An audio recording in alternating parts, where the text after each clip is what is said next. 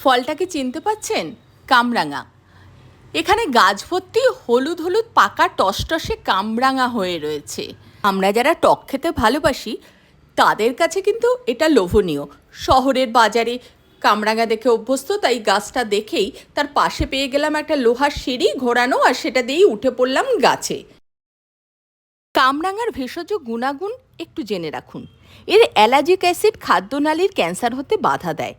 পাতা ও কচি ফলের রসে ট্যানিন থাকে, যে কারণে এর রস রক্ত জমাট বাঁধতে সাহায্য করে। এর শেকড় বিষনাশক হিসেবে ব্যবহার হয়। আর সবাই জানেন টক জিনিসে ভিটামিন সি থাকেই, তাই কফ বাত নাশক হিসেবে এটা কাজ করে।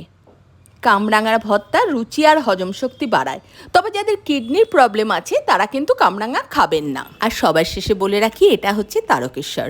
আমি এসেছিলাম একটা নিমন্ত্রণ বাড়িতে।